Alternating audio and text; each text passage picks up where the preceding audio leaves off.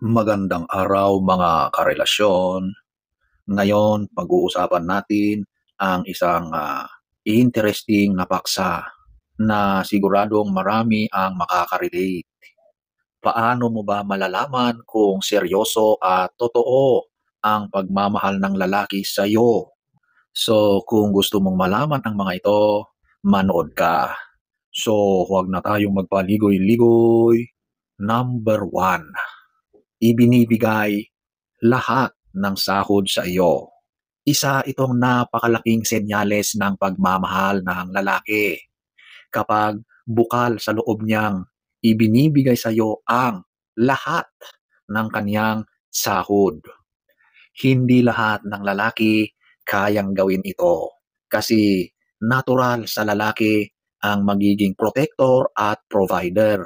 Pero kapag isinuko niya ang kontrol ng pera at ibinibigay sa iyo, ibig sabihin mas mahalaga ang relasyon kaysa sa sarili niyang pride or ego. Ito ay tanda ng trust at surrender. Ngunit siyempre may kaakibat na responsibilidad ito. Ang babae na pinagkatiwalaan ay dapat maging responsable.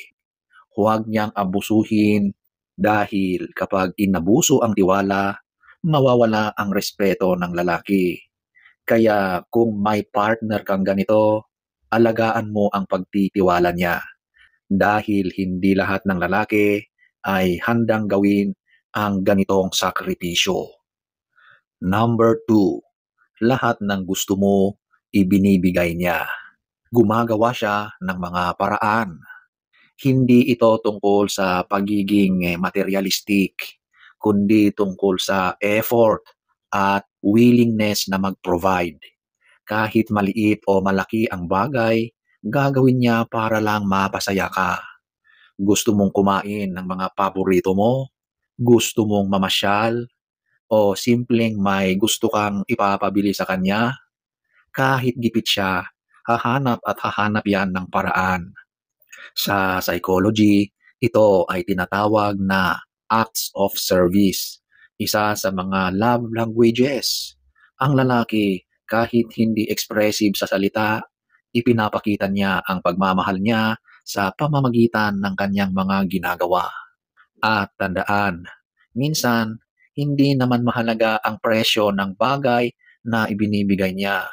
Ang pinakamahalaga ay yung effort at yung thoughtfulness na kasama nito. Number three, nagsusumikap siya para sa iyo. Mapapansin mo kahit gaano siya ka-relax dati, chill na chill lang siya noon, bigla siyang nagkakaroon ng direksyon at drive sa buhay.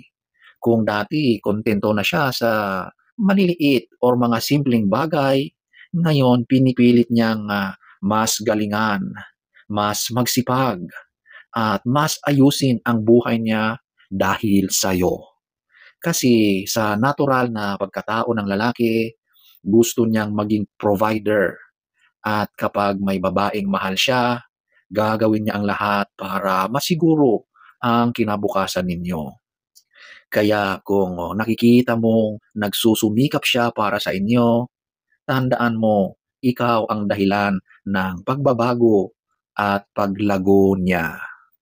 Number four, ikaw ang inspirasyon niya. Mapapansin mo, lagi kanyang nababanggit sa mga plano niya. Kapag iniisip niya ang kanyang future, kasama ka. Kapag nagdedesisyon siya, iniisip ka rin niya at kinukuha ang inyong opinyon. Tinatawag itong source of motivation. Ang babae na mahal niya ay nagiging fuel para sa kanyang determination. So halimbawa, dati hindi siya seryoso sa trabaho, pero ngayon bigla siyang naging inspired, motivated. Bakit nga ba? Kasi gusto niyang ipakita sa iyo na kaya niyang maging proud ka sa kanya. Isang lalaki na may inspirasyon ay nagiging mas productive at mas goal-oriented. At kapag ikaw ang inspirasyon niya, Isang bagay lang ang ibig sabihin, ikaw ang kanyang mahal. Number 5, ikaw ang buhay niya, ikaw ang kaligayahan niya. Para sa kanya, ikaw ang dahilan kung bakit masarap gumising sa umaga at bakit worth it ang lahat ng pagod niya sa buhay. Natural sa lalaki ang maging independent. Pero kapag dumating sa punto na sinasabi niyang ikaw na mismo ang kanyang kaligayahan, ibig sabihin, handa siyang i-attach ang sarili niya sa iyo emotionally. Halimbawa, pagod na pagod siya mula sa trabaho, pero pag-uwi niya at nakita kanyang nakangiti, bigla siyang nagkakaroon ng panibagong lakas, energy. Para sa kanya, ikaw ang nagbibigay sa kanya ng lakas at siyempre ng kanyang peace of mind. Ito ay tinatawag na deep bonding and emotional attachment. Kapag masaya ka, masaya rin siya. Kapag nasasaktan ka, damang-dama niya yon. Kaya kung may lalaking ganito sa buhay mo, alagaan mo siya. Dahil bihira ang lalaking kayang magbukas ng puso at sabihin, ikaw ang buhay ko. Number 6, pinapatawad ka sa mga pagkakamali mo. Ayaw niyang masira ang relasyon ninyo. Walang taong perpekto. Lahat tayo nagkakamali. Pero kung ang lalaki ay paulit-ulit na pinipiling magpatawad kaysa tapusin ang relasyon, ibig sabihin mas mahalaga ka sa kanya kaysa sa kanyang ego. Hindi madaling magpatawad, lalo na kung nasaktan siya. Pero kung inuuna niya ang relasyon kaysa sariling pride, ibig sabihin sobrang committed siya sa iyo. Ito ay senyales ng emotional maturity. Pinipili ka niya kahit mahirap.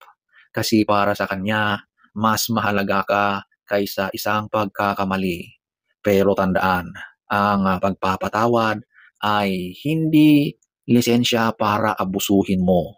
Dapat ipakita mo rin na natuto ka at pinapahalagahan mo ang mga sakripisyo niya.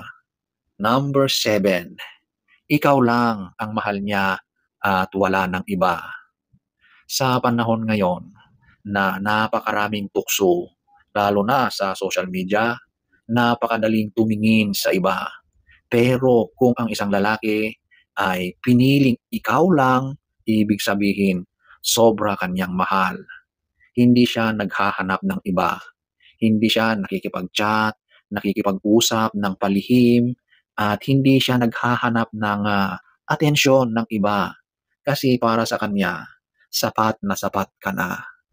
Kaya kung may lalaking ipinapakita sa iyo na ikaw lang at wala ng iba, alagaan at pahalagahan mo siya.